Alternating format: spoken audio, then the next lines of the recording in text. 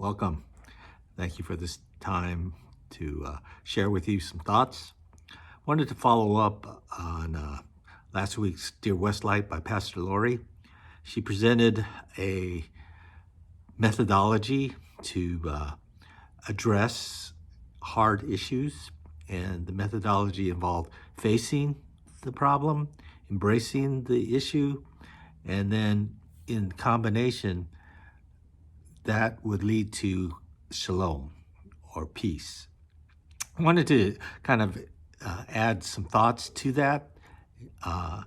One is I believe facing is part of the intellectual aspect of who we are. So it's coming up with what are the facts, what is the things that we can define in terms of statements or evidence that we see. Embracing involves the emotion. It's involving how do all these things make us feel? What are the feelings involved? What does this stir within us? And so embracing is the emotional aspect. So I would kind of use this in terms of to be aware of yourself, you have to be aware of what you're thinking, what your reasoning is, and also what you're feeling. And in combination with that, those two things, that creates a self-awareness. And that self-awareness, when brought to God, can allow you to be at a state of shalom or peace, which is what God offers when we're genuine and authentic in our relationships. That's what He designed our relationship to be. And so when we combine those two things and realize, well, what is real, where are we really at in an issue, that creates this shalom. I would say that also when we bring it to God, creates grace. So in terms of what that means is there are certain consequences from receiving that grace. One, I believe, is we start to see that God paints on a canvas that's bigger than ours. Our self-awareness is limited to what we can think about, what we can feel. But there's all these other currents in the world and even inside of us to some extent that we don't identify. They're a mystery. And by bringing it to God and being able to just accept our limitations, that He allows us to be able to see actually that limitation is part of a bigger piece, a bigger purpose. And in that allowing us to see that bigger purpose, we're able to see the second point is that God wins, that there is no place where all these pieces are going to lead to a destructive end.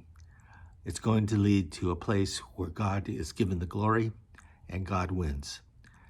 Which means that if we're willing to walk with God, then we will also experience the victory. That God is not an egotistical God where I win and you lose. That what happens is when God wins, we all win if we are willing to be with Him. And that's our choice. The last thing is when Jesus was in the garden and He was going through this trauma, He asked His disciples to pray. But if you look at the request, it's kind of different from maybe most requests. He asked them to pray for themselves, that they would be aware and that they would not enter into temptation, which means that the purpose of perhaps even praying for others in trauma is allowing God to show us maybe some things in ourselves that we need to be aware of so that we can be a support to the person we're praying for, to be aware of the fact that none of us live in our own private world solely, that we're all part of a bigger world, and that bigger world is broken. And even in our inner world, there are pieces that are broken. But to be aware of the fact of those things existing and God knowing those things and is bringing about a sense of He wants to bring something better, and he will bring something better.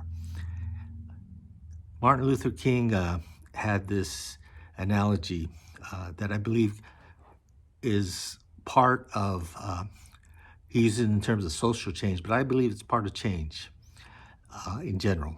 And one part of it is that people often think of themselves as thermometers, which is the face and embrace. Thermometer tells you what the temperature is. It tells you what exists. Facing and embracing tells you what exists if you're willing to do it in an honest and authentic manner. But there's something that is not satisfying to just knowing what is and what exists. And that's the part where Dr. King said, but we are actually called to be thermostats. So we are called to take what exists and seek to find ways in which we change the temperature. And so my invitation to you all is when you're facing tough things, that you come into community, have people support you in it, come to God, and realize that in that tough situation, that he's seeking to bring about a change that is even greater than just your situation, that there's a bigger canvas involved. So I invite you to remember to face, embrace, and receive grace.